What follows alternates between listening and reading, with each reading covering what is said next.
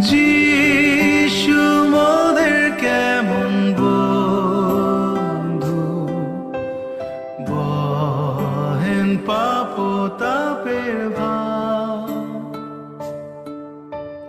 মনের কথা ঈশ্বর শুনে বলিলে হয় সুখপার। প্রভু যীশু খ্রিস্টের নামে সকলকে জানায় অভিনন্দন। পবিত্র বাইবেলে মথিলিখিত সুসমাচার তার 15 অধ্যায় তার 30 পদে আমরা এরূপ দেখতে পাই, আর বিস্তর লোক তাহার কাছে আসিতে লাগিল, তাহারা আপনাদের সঙ্গে খঞ্জ, অন্ধ, বোবা, নুলা এবং আরও অনেক লোককে লইয়া তাহার চরণের নিকটে ফেলিয়া রাখিল, আর তিনি তাহাদিওকে সুস্থ করিলেন। প্রভু যীশু তার ঈশ্বরত্বের প্রমাণ লোকেদের সুস্থতার দ্বারা দিয়েছেন, কিন্তু প্রভু যীশু সদা তাহাদের শারীরিক অসুস্থতার থেকে বেশি আত্মিক অসুস্থতার চিন্তা করিতেন। প্রথমত এই অংশে আমরা প্রভু যীশুর মঙ্গল মানুষের প্রতি আমরা দেখতে পাই, এবং এই সেই মানুষের প্রতি যে নিজের পাপের কারণে ঈশ্বরের ক্রোধের সন্তান।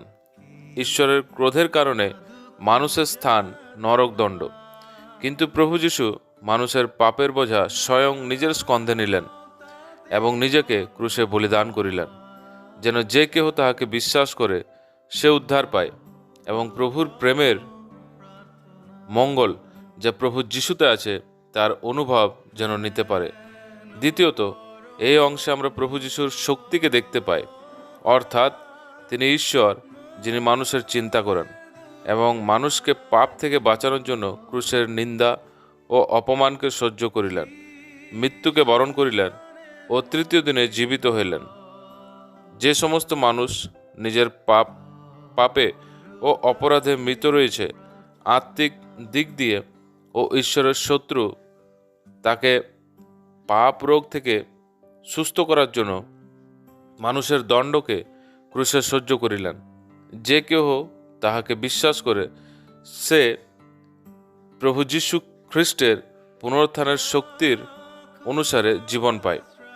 আপনিও আপনার জীবনে প্রভু যীশুর মঙ্গল ও শক্তি অনুভব করতে পারেন, তাই প্রভুর কাছে আপনার জন্য আমাদের এই বিনতি।